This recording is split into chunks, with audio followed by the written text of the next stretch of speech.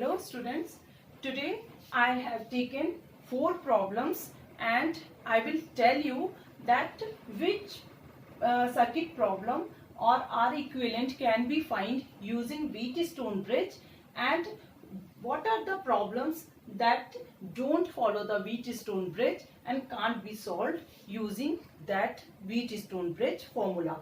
Okay, so let's start with Wheatstone bridge. I will tell you where we can apply the Wheatstone bridge rule.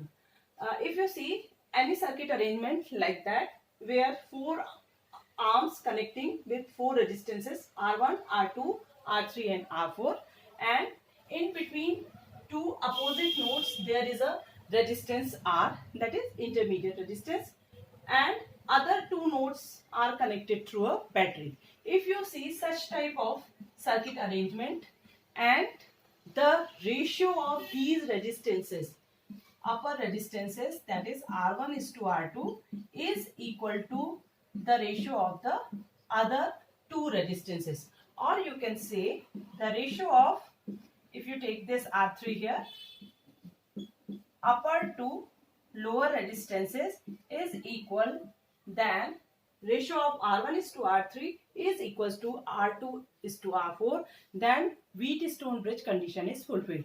Now this is your Wheatstone bridge circuit. In Wheatstone bridge, no current comes across or flows through this intermediate branch. No current in this intermediate resistance. So we can remove this resistance and solve the circuit. So if it is in this ratio, then we can remove or replace this R branch from here and then we will calculate the equivalent resistance. So our equivalent resistance would be R1, R2 in series, that is R1 plus R2, and R3, R4 again in series, and both are R3, R4 again in series, and both are connected in parallel to each other across AB. So R equivalent across AB is nothing but the series combination of these two, and they are again in parallel to each other. In this video we will solve 2 problems of Wheatstone bridge. So the first thing that we have to do is to identify the problems, whether it belongs to Wheatstone bridge or not, and then the solution for that problem. Now we will solve the first problem, and in this problem we have to find R equivalent, that is resistance between terminals A and B, where we applied the battery.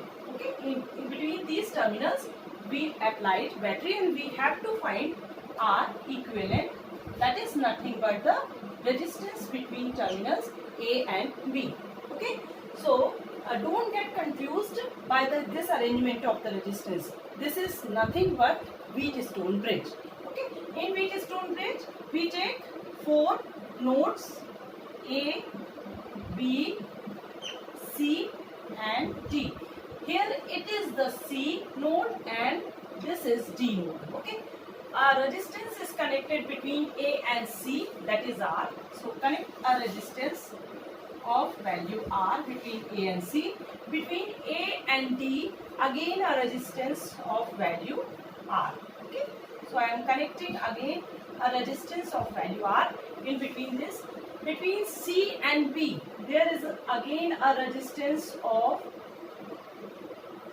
which is R, and between this D and B, again a resistance R. So these are the 4 arms of our Wheatstone bridge. Now this resistance between C and D is our intermediate resistance of Wheatstone bridge. So this combination is nothing but the Wheatstone bridge combination, and you can solve it by applying Wheatstone bridge rule, that is no current will flow through this intermediate branch, because the ratio of this to this is equals to ratio of this branch to this branch. So we can remove this resistance, intermediate resistance from here and calculate the R equivalent. That is the series combination of these two and series combination of these two, that is 2R in parallel to 2R, and that is equal to 2R multiplied by 2R divided by 2R plus 2R, that is R by 2. That is R. Okay. The parallel of 2R becomes the half of one of the resistance. Now we come to the next problem.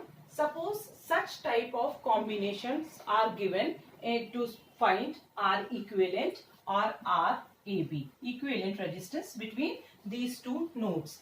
If these resistances are in ratio, that is 1:2 or 1:3, or they are in some other ratio, if they are in proportion with same as the resistances in the downward branches, and these are again in the ratio of 1:2:3, like that. If these resistances are arranged in the same manner or in the same ratio, then again we can apply the Wheatstone bridge rule here, and then no current will flow through this intermediate resistances.